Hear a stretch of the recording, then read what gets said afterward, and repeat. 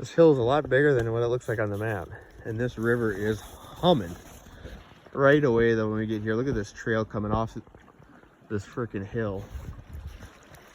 We got a ton of coyote tracks just running right here, but this is really crazy. Look at all these coyotes running right along this rock.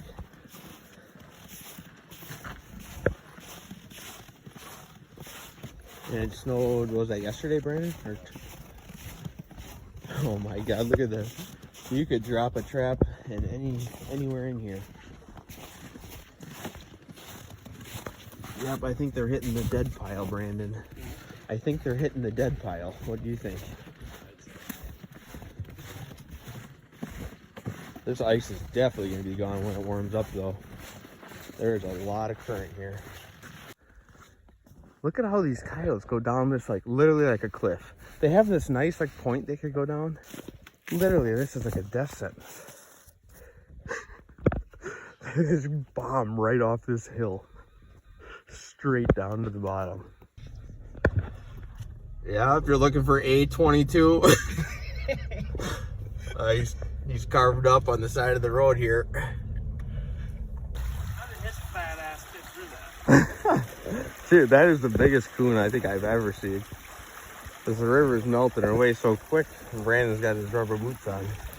This trail is insane coming off the side of this hill. They come off these, alongside these rocks. I got another snare right there. The loop looks like it either got fired or the wind slid it down. It looked just like we had a coyote here. This coon is a mega coon. They must just come down at Mach 12, and even if they see it and try to stop, too late. They're moving too quick. This warm weather's got all these coons and possums moving. Well, I have just about zero confidence in this place now. Until we walked in here and all these cows were up in this corner. And me and Brandon are like, there's got to be something going on over there. I got a coyote. I just hung this snare. Got a coyote right in there. I pretty much wrecked this place by walking through it all over the place. But there's also a ton of cows down in that corner, so I might have one over there too. I don't know. Keep trying to take a video of this coyote here, and Brandon and these cows are snotting and hawking loogies behind me. It's super nice coyote though. This is the second one we caught at this place that has a white tip on the tail. It's not crazy rare, but you don't see that too often. I think I've only caught maybe one or two like that before.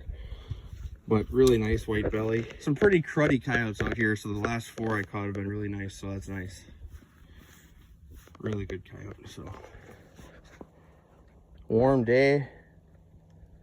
You just have no confidence in days like this, but we're plugging away. Yeah, we caught a deer today too that we had to release, so that was a major pain. Real crabby, big old doe.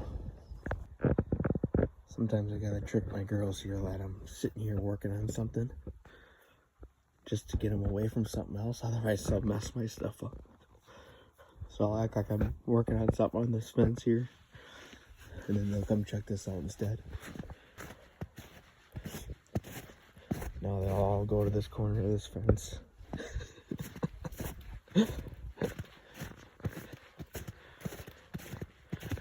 You guys are a lot nicer in this pen than the other one, I'll tell you that. Well, I caught a coyote last night, and he got away on me. This was going to be like the last day I could have this snare here. They're running right along this rock wall, this little overhang, and then they would duck underneath this log and cut right alongside that rock, and there was a bunch of like sticks and brush hanging down right there, and I had a snare tucked right in there, and it was hard to anchor because it's just rock right there, so I had it anchored to that. I knew that wasn't gonna freaking work. Off that root up top there, he climbed up that log, and he chewed that whole root right off and got out. So here's another coyote. This is not the one that I caught, I don't think. That sucks.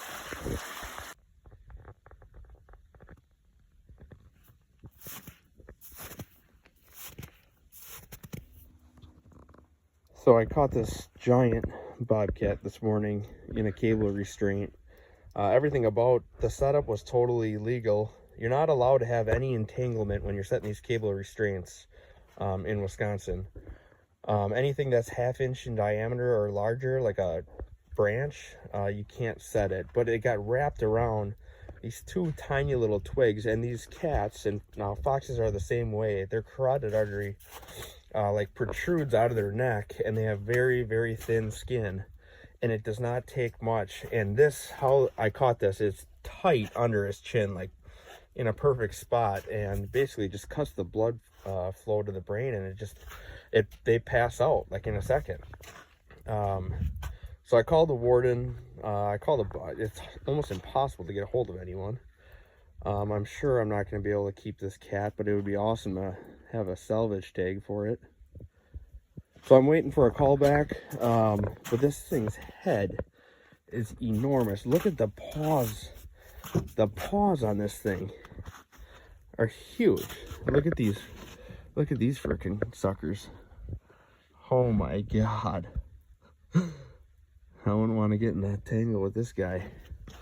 He's all wet, so he doesn't look that good, but yes, really pretty cat. I mean, I would love to keep this thing. It's so warm today. I mean, you got to get this height off him, so it'd be nice if someone would get a hold of me here. I think that other one I caught that I released was prettier than this one, but still. I mean, this thing it's got to weigh almost as much as any coyote does. I think it's freaking enormous. Look at like how black its legs are. It's just kind of silly how this all works. I finally get a hold of a warden. He's like, oh yeah, I'm heading out of town right now to do some training, so we'll have to set something up for next week so I can get that cat.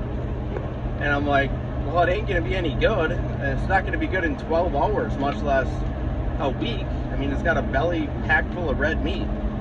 He's like, well, you got a freezer or something you can put it in? I'm like, how about we put it in your freezer? I'm like, why don't you just let me keep it? He's like, well, I would.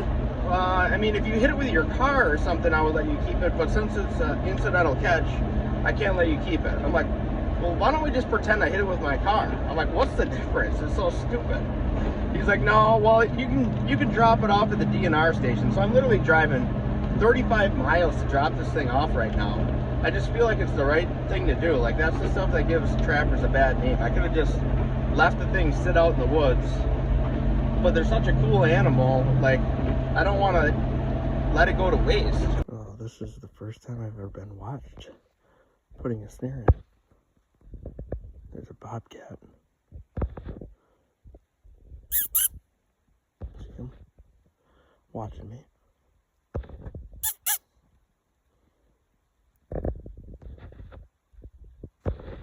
I caught a coyote right here along this roll of fence, this catch circle. And I hung a cable on the same trail.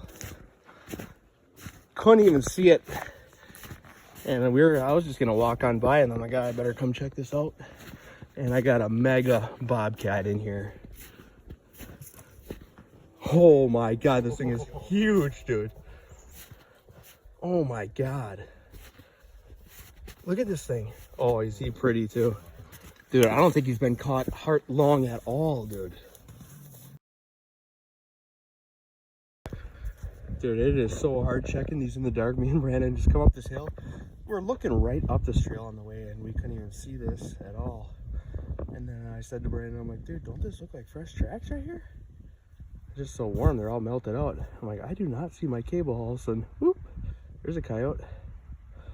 Thank God. Actually, it looks nice from here. Looks huge, dude, don't it?